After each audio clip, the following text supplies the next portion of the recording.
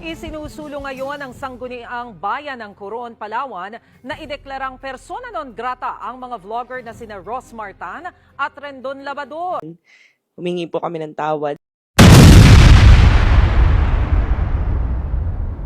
Ako po si Rendon Labador at kasama ko po ang Team Malakas, si Marky Tan, si Rosmar at ang aming crew, Tito June, Master TV, Nathan, Simon Tenten, Haring Bangis at Anjo para po magbigay sa inyong lahat ng isang public apology sa nangyari sa Coron issue.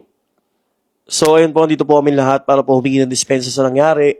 Alam po namin, mali po yung ginawa namin. Sumobra po kami sa action sa nagawa namin. And humingi po kami ng dispensa gawa ng nagpadang kami sa emosyon. Tao lang din po kami, nagkakamali po kami. And ina-admit naman po namin yung pagkakamali namin. Ayun po, pasensya na po kay Ma'am Jo sa munisipyo at lalong-lalo na po kay Mayor. At syempre po sa bayan po ng Coron, Palawan. Sorry po talaga na parang pinost ko na never again Coron. Hindi ko po sinasadya na i-generalize po kayo. Nagpadala po ako sa bugso ng damdamin at yun po yung pinakamaling nagawa ko. And humihingi po ako ng tawad. Alam ko pong pagkakamali ko po yun. Sana po mapatawad niyo po ako. Gusto ko rin pong linawin na pumunta po kami doon sa munisipyo bilang hindi isang celebrity, hindi bilang isang influencer, at hindi bilang, lalo na, hindi bilang Rendon Labador, Rosmar, or Marky Tan na nagreklamo. Pumunta po kami doon dahil bilang isang Pilipino, simpleng tao na nasaktan sa nangyari dahil sa isang comment ng isang public servant.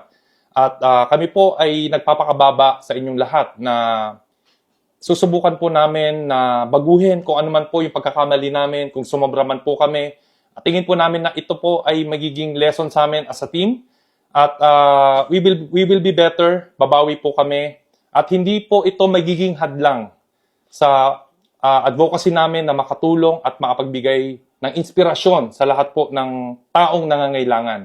Ang Team Malakas po ay magpapatuloy at hindi po kami titigil sa pagbibigay ng kasiyahan, charity sa tao. Sa mga tao nasaktan po, sana po patawad nyo na po kami. At tungkol naman po dun sa sinasabi po na gusto raw po kaming i-persona non grata sa Coron, Palawan. Ayun po, Mayor, kung tingin niyo po na yun po yung magiging patas na desisyon para sa nangyari at kung yun po yung parusa sa nagawa po namin, ayun, humihingi po talaga kami ng tawad. Pero kung tingin niyo po yun po talaga, maluwag po namin tatanggapin.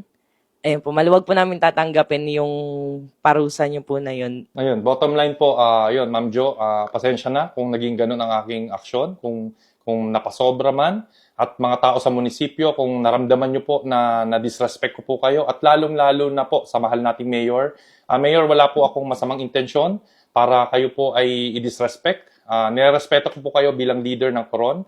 At saludo po kami sa lahat po ng inyong nagawa.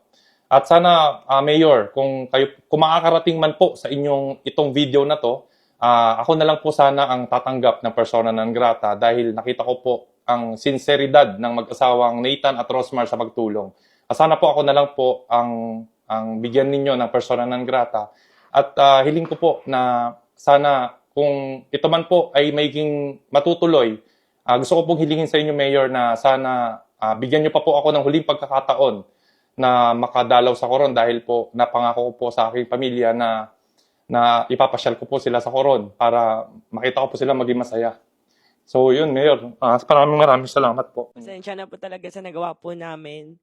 Humingi po kami ng tawad sa lahat po ng tao.